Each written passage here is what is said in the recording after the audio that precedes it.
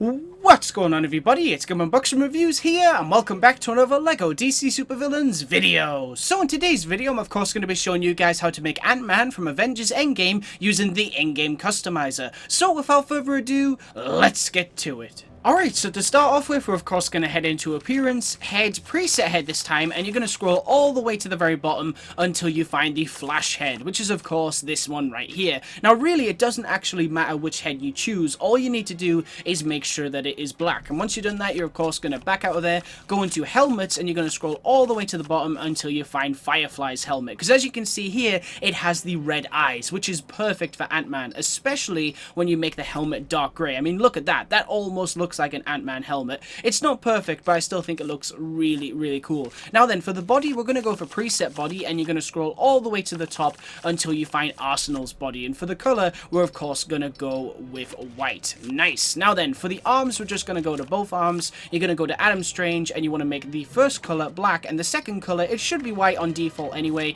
but just make sure. For the hands, we're just going to go ahead and give him black gloves. For the hips, you're going to go with Arsenal's yet again, so you just want to make sure that they are white. And then finally, for the legs, you're going to go with Adam Strange's, which should be like this on default anyway, but just make sure. So for the first color, you want it to be this red right here, and then for the second color, we're going to go with white. Nice. Now then, onto the effects. So we don't need a left-hand glow or a right-hand glow, but for the hit impact effects, we're going to turn that on. Make sure that you go with style 1, and for the color, we're going to go with black. And you're also going to do the same for the jump slam effects as well. So go with style 1, and then for the color, we're going to go with black. Because as you can see here, it leaves less of an effect as possible. So it's just a normal crack in the ground, which is really cool. Nice. Now then, onto the abilities. So for once, we are actually going to add an ability to the tag button, and that is of course the ability to grow, which is extremely cool. For the jump button, we're going to go to double tap X, double jump, turn that on, and you're going to go with jump style 4. Because as you can see here, he can do flips in the air, which is really cool.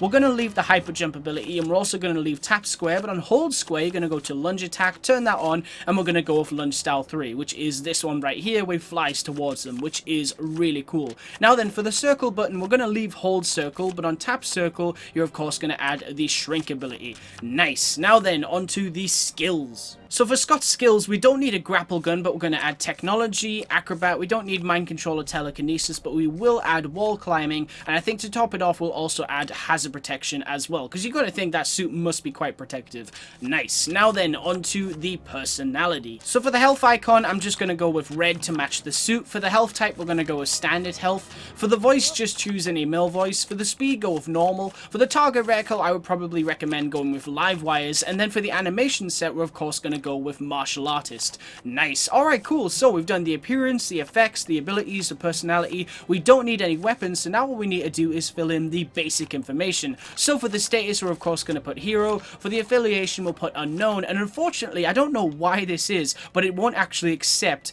Ant-Man. It just does not on my game at least. So what you want to do is instead, we're of course going to name him Scott Lang. Nice. Alright, cool. So now of course what we're going to do is drop Scott into the hub world and see just what he can do. And here he is! This is of course my custom made Ant-Man from Avengers Endgame, made in LEGO DC Supervillains. Let's just get a good look at him right here. Now like I said in my Thor and Captain America videos, I am extremely happy with the way that the Quantum Realm suits turned out in this game. And I've got to say, using Firefly's helmet as a substitute for the MCU Ant-Man helmet works really well. So overall, I am really happy with the way that this design turned out. Anyway, what can he do? Well, of course, we gave him the ability to double jump so he can do flips in the air like that, which is really cool. If we come over here, we can use our martial arts attacks to punch and kick like this, which is really nice. I love these attacks. The only thing I don't like about this is the fact that he's always standing like that, which I wouldn't say is a Scott Lang, you know, kind of stance animation. So that's the only thing. But I mean, I would much rather have these attacks and not have them at all. So I think that's a worthy sacrifice.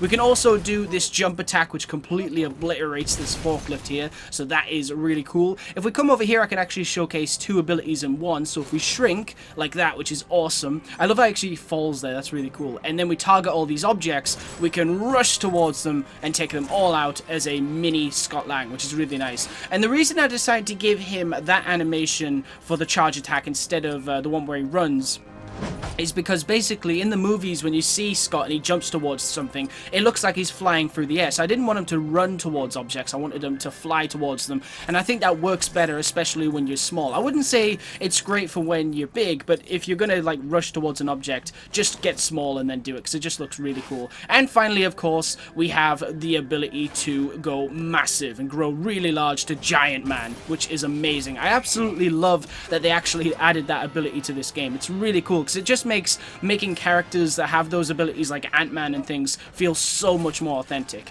Anyway, enough chit-chat around here. Let's actually go into Metropolis, fight the police, and talk about Avengers Endgame. And of course, you know, these custom characters in itself, because I'm really happy that you guys are loving these Endgame custom characters that I've been making lately. I mean, honestly, they are very similar, because they're all wearing the same suits. They're all wearing the Quantum Realm suits. But the fact that you guys want to see all of them is really cool to see, because I'm having a blast making them. I think my Captain America one's my favorite so far. I mean, don't get me wrong, I think Thor turned out great, but Cap looked awesome with the DC Extended Universe Flash helmet. Making that dark blue and white just looked so awesome. So yeah, I was really happy with the way that that one turned out, and it was great to see that you guys were too.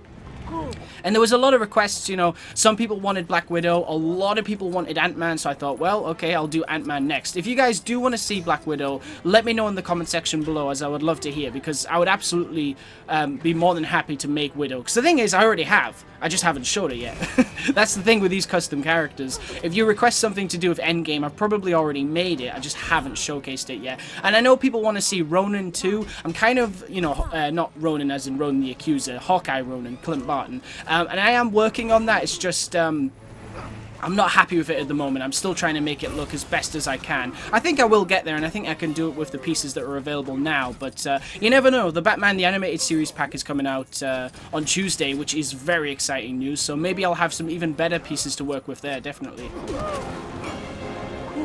But yeah, so Avengers Endgame, I'm extremely excited about Ant-Man's role in that. I mean, I'm very curious to think, you know, let me know in the comment section below, guys, how do you think Scott is going to get out of the Quantum Realm? Because obviously, you know, spoiler alert, it's been out for a while now, but in Ant-Man and the Wasp, in the after-credits scene, we see that with the snap, Hank Pym, Janet Van Dyne, and Hope Van Dyne, they are all erased within the snap, and so they can't actually pull Scott out, so he's basically stuck in the Quantum Realm. But we see him in the trailers, and he is with the Avengers and everything, and you know, obviously he gets out, but how does he get out? Personally, I think he finds in the Quantum Realm, I think he finds a time vortex, and he goes through that, and it basically spits him out in modern day. But here's the thing, if it's a time vortex, it's not like a time machine where you can say, I want to go here or here or here.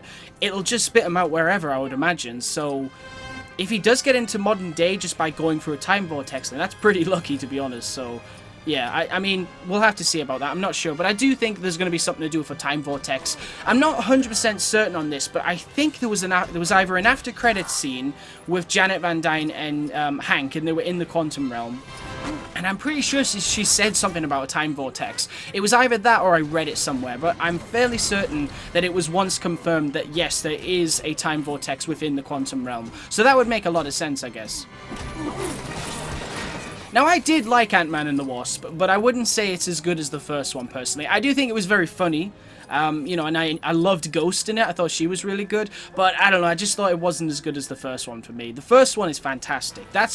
I would say that's one of my favorite MCU films, to be honest, the first Ant-Man. I mean, it was really, really good.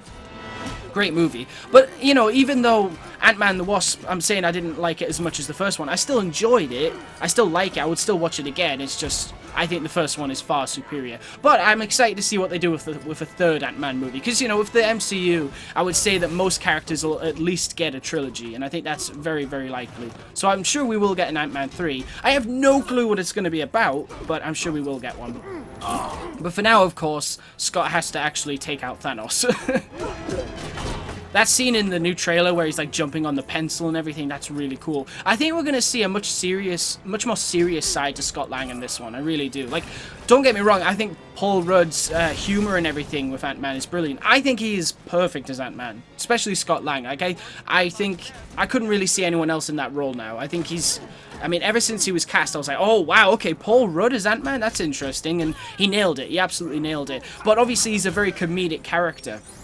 because Paul Rudd's a very comedic person, but judging by the Endgame trailers and things, I think we're going to see a much more serious side to Scott Lang. I don't think there's going to be as many jokes from him in this one. I'm sure he will still add a lot of humor to it, but not as much as we're expecting, I think. 'Cause every shot I've seen of him, he looks distressed, you know, he looks angry, he wants revenge, because chances are it's either Cassie's mom and dad that have, you know, were affected in the snap, or it's Cassie itself. You know, Cassie's gone. If Cassie's gone, Scott's not smiling, guarantee. Like, if Cassie was one of the victims within the snap, he's not smiling until he gets her back, guarantee that. So yeah, that's probably the reason. Although I'm pretty sure there were like rumors that I don't know if it was true, but I think, well, didn't they cast someone to play an older Cassie? That could be wrong, but we'll see. That would be really cool though if he goes into modern day and she's much older and it shows you how much time has passed. And then imagine if she's Ant-Girl. That's probably too much to ask, because, you know, the thing about this movie is it's basically ending this story that's been building since 2008. So I don't think they're going to try too hard to incorporate new story ideas. You know, oh, here's Wolverine. There you go. There's your next story with the X-Men now that we can use them. I don't think you shouldn't expect anything like that. But it would be cool if, like, since time has passed, like it appears as if it has in the trailers, it would be cool if Cassie is older and she's become Ant-Girl with equipment that she found in like Scott's apartment or something. I don't know. That would be interesting. That would be really cool. Oh, take that. Anyway, guys, that's pretty much it for this video, so I want to thank you all very much for watching. Stay tuned for lots more videos real soon, and as always, please remember to like, comment, and subscribe.